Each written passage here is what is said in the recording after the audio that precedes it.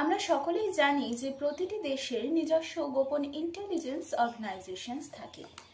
ঠিক যেরকম আমেরিকার সিআইএ, যারা তাদের সাহসী এবং রোমহর্ষক এনকাউন্টার ও আতঙ্কবাদী হত্যার কারণে বিশ্ববিখ্যাত, যারা ওসামা বিন লাদেন আর আবু বকর আল বাগদাদির মতো ভয়ানক আততায়ীদের বা ভয়ানক জঙ্গিদের হত্যা করেছে। এই হত্যাকাণ্ডের ঘোষণা সে সময় বারাক ওবামা এবং ডোনাল্ড ট্রাম্প দুজন দুভাবে করেছিলেন। ইসরায়েলের স্পাই এজেন্সি মোসাদ এর নামও নিশ্চয়ই আপনারা শুনে থাকবেন, যারা হলোকস্টের মাস্টারমাইন্ড এডলফ আইকউইনকে আর্জেন্টিনা পর্যন্ত পিছু করে ফের ইসরায়েলে ফিরিয়ে আনতে সফল হয়েছিল। 1972-এর মিউনিক অলিম্পিক্সে ইসরায়েল প্লেয়ারদের হত্যা করার জন্য যেসব আততায়ীদের বা জঙ্গিদের পাঠানো হয়েছিল, এই মোসাদ তাদেরও সমূলে শেষ করেছিল। সম্প্রতি এরা হিজবুল্লাহর গোটা সাম্রাজ্যকে শেষ করেছে। তো চলুন আজ আমরা কথা বলবো ভারতের ইন্টেলিজেন্স এজেন্সি র এর বিষয় এবং সিআইএ, মোসাদের মতো অর্গানাইজেশনসের সাথে তুল্যমূল্য বিচারে র ঠিক কতটা এগিয়ে রয়েছে, রকে আজ পর্যন্ত কি কি বড় বড় চ্যালেঞ্জের সম্মুখীন হতে হয়েছে জানবো আজকের প্রতিবেদনে। নমস্কার, আমি প্রার্থনা, বিবিধ নিউজে আপনাদের স্বাগত। সালটা ছিল 1904। ভারতে ইন্টেলিজেন্স এজেন্সির আনুষ্ঠানিকভাবে শুরু হয়েছিল ব্রিটিশ সাম্রাজ্যের সময়কাল থেকেই। বিংশ শতাব্দীর শুরুর দিকে বিপ্লবীরা ইংরেজ সরকারের অন্যতম মাথা ব্যথার কারণ হয়ে উঠেছিল। এই বিপ্লবীদেরই দমন করার জন্য 1904-এ ইংরেজ সরকার সেন্ট্রাল স্পেশাল ব্রাঞ্চ নামে একটি ইন্টেলিজেন্স এজেন্সি তৈরি করেছিলেন, যাদের প্রধান কাজ ছিল স্বাধীনতা সংগ্রামী ও ব্রিটিশ বিরোধী কাজকর্ম যারা করছে তাদেরকে খুঁজে বের করা বা যা যা কাজকর্ম হচ্ছে সেইগুলিকে চিহ্নিত করা। এই ডিপার্টমেন্টের নাম পরিবর্তন করে পরে সেন্ট্রাল ক্রাইম ইন্টেলিজেন্স ডিপার্টমেন্ট রাখা হয়। 1918-এ এই ডিপার্টমেন্টকে শুধুই পলিটিক্যাল ইন্টেলিজেন্স কালেক্ট করার দায়িত্ব দেওয়া হয়। এরপর 1947-এ ব্রিটিশ রাজ ভারত থেকে শেষ হওয়ার পর অবশেষে এই ইন্টেলিজেন্স ডিপার্টমেন্ট ভারতীয়দের হেফাজতে আসে। 1962 সালে ভারত ও চীন যুদ্ধ এবং 1965 সালে ভারত পাক যুদ্ধের পর এই এজেন্সির নাম দেওয়া হয় রিসার্চ অ্যান্ড অ্যানালাইসিস উইং বা র, যা পুনর্নির্মাণ হয় 1968-তে রামেশ্বরনাথ কাওয়ের নেতৃত্বে। র প্রধানত কাজ করে দেশের প্রধানমন্ত্রীর নির্দেশনা মেনে। এই এজেন্সির চারিত্রিক বৈশিষ্ট্যের মধ্যে অন্যতম হলো এর অত্যন্ত গোপনীয়তা। র এর কর্মীদের ব্যক্তিগত জীবন থাকে সম্পূর্ণই পর্দার আড়ালে। তাদের প্রফেশন বা তাদের জীবিকা সম্পর্কে কখনোই তারা কিন্তু সত্যি কথা বলতে পারে না। আরএন কাউ র এর অর্গানাইজেশনাল স্ট্রাকচারের উন্নতি সাধনের জন্য CIA, MI6, Mossad, French intelligence ও জাপানিজ ইন্টেলিজেন্সকে গভীরভাবে স্টাডি করেন এবং এই নিয়ম তৈরি করেন যে র এর প্রত্যেক স্পাইয়ের নাম পরিচয় গোপন থাকবে, যার জন্য আজও র এর যে কোনো অফিসে বা যে কোনো ব্রাঞ্চে কোনো স্টাফ বা কোনো কর্মীদের নাম বা তাদের ডেজিগনেশন কিন্তু তাদের নিজস্ব অফিস বা টেবিলের ওপর থাকে না। তো এই র এর প্রথম কাজ ছিল তাদের স্পাইদের পৃথিবীর প্রতিটি দেশে ছড়িয়ে দেওয়া, যাতে সেখান থেকে তারা ইন্টেলিজেন্স ইনফরমেশন কালেক্ট করতে পারে। র এর প্রথম বড় টাস্ক আসে 1971-এ বাংলাদেশের মুক্তিযুদ্ধ। কাউ জানতে পারে যে সিআইএ এর সাথে হাত মিলিয়ে পাকিস্তান ইন্ডিয়ার এগেইনস্টে কোনো বড় নাশকতার পরিকল্পনা করছে।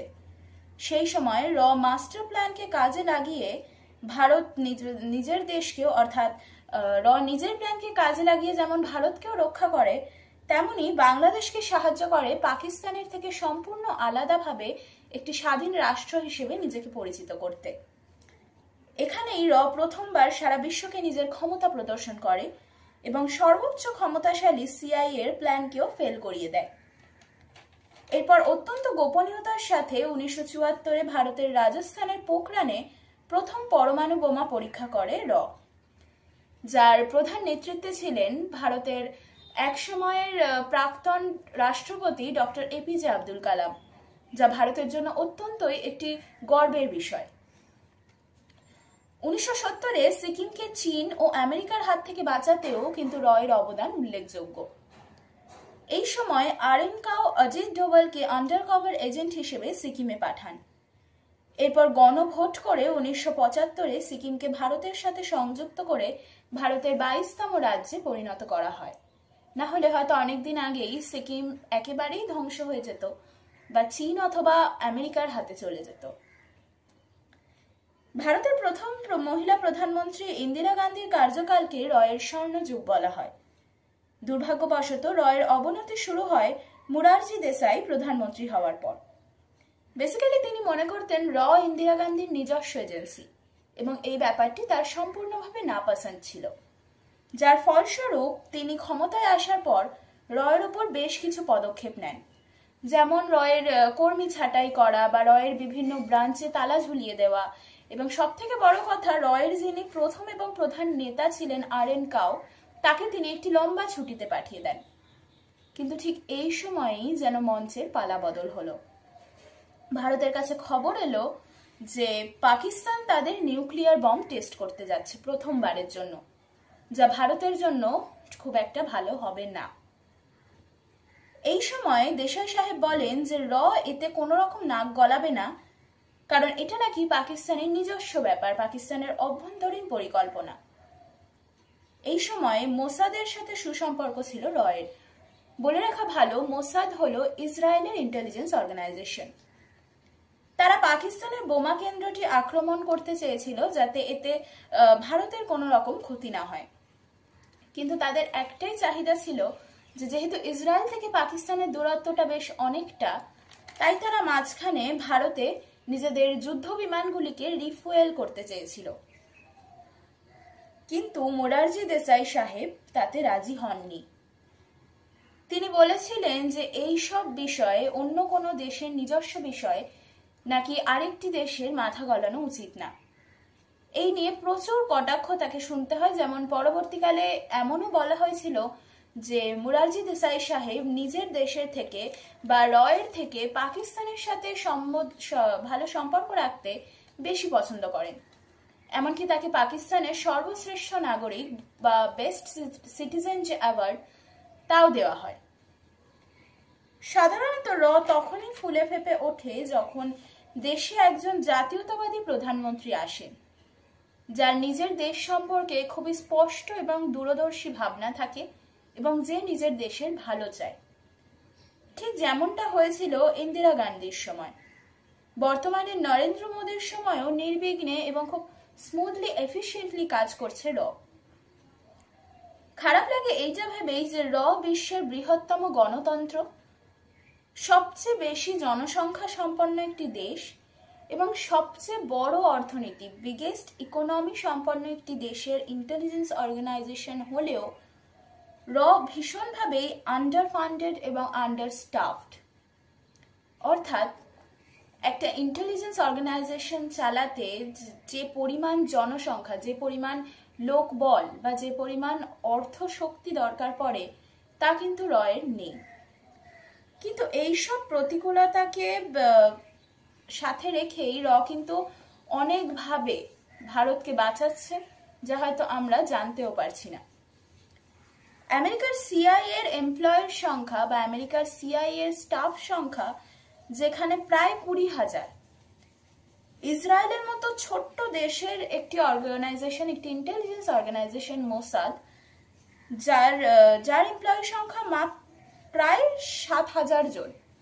ইসরায়েলের মতো ছোট দেশের কাছে 7,000 জন এমপ্লয়ি একটা ইন্টেলিজেন্স অর্গানাইজেশনে, সেটা খুবই বড় ব্যাপার। সেখানে ভারতের রয়ের কর্মী সংখ্যা মাত্র 5,000 থেকে 10,000। কিন্তু এত প্রতিকূলতা সত্ত্বেও যেসব সফল এবং অনেক বড় বড় অপারেশন করে আমাদের উপহার দিয়েছে তা কিন্তু বলাই বাহুল্য। ইন্দিরা গান্ধী ও RN কাউয়ের সময় রয়ের কাছে ছিল একজন ভালো নেতা এবং একজন দূরদৃষ্টি সম্পন্ন রাজনৈতিক শক্তি। অর্থাৎ RN কাউ ছিলেন রয়ের প্রথম নেতা, রামেশ্বরনাথ কাউ। তো তার নেতৃত্বে আমরা অনেক বড় বড়, যেমন কার্গিল যুদ্ধের সময় বা বাংলাদেশের মুক্তিযুদ্ধের সময় আমরা কিন্তু অনেক বড় বড় অপারেশনকে সফল হতে দেখেছি। ঠিক সেই রকমই সাথে একজন শক্তিশালী দূরদৃষ্টি সম্পন্ন রাজনৈতিক শক্তি দরকার, রাজনৈতিক শক্তি বলতে একজন প্রধানমন্ত্রী, কারণ আমরা তো জানি যে এই ইন্টেলিজেন্স অর্গানাইজেশনগুলো কিন্তু প্রধানমন্ত্রীর নির্দেশনায় চলে। তো একজন দূরদৃষ্টি সম্পন্ন একজন জাতীয়তাবাদী নেতা যদি দেশে না থাকে, তাহলে হয়তো এই ইন্টেলিজেন্স অর্গানাইজেশনগুলো কিছুই করতে পারবে না। কারণ প্রধানমন্ত্রী বা দেশের সর্বোচ্চ ফিগার যদি তাকে অর্ডার না দেয়, তাহলে তার কিছুই করার কিন্তু ক্ষমতা নেই, তারা করতে পারে না। তো এই আজকের দিনে আমাদের প্রধানমন্ত্রী নরেন্দ্র মোদী ও অজিত ডোভালের সময়ও কিন্তু বেশ এফিশিয়েন্ট কাজ করছে। পরিসংখ্যান বলছে যে ভারতের মতো দেশের জন্য প্রায় 30 থেকে 40,000 হাইলি স্কিলড এমপ্লয়ি দরকার। সবশেষে আপনাদের থেকে জানতে চাইছি যে ভারতের মতো দেশের জন্য যে বা রিসার্চ অ্যান্ড অ্যানালাইসিস উইং আমাদের জন্য কাজ করছে, এই এর শক্তির আরো বৃদ্ধি ঘটাতে কি কি পদক্ষেপ নেওয়া উচিত জানবো আপনাদের থেকে, জানান কমেন্টে।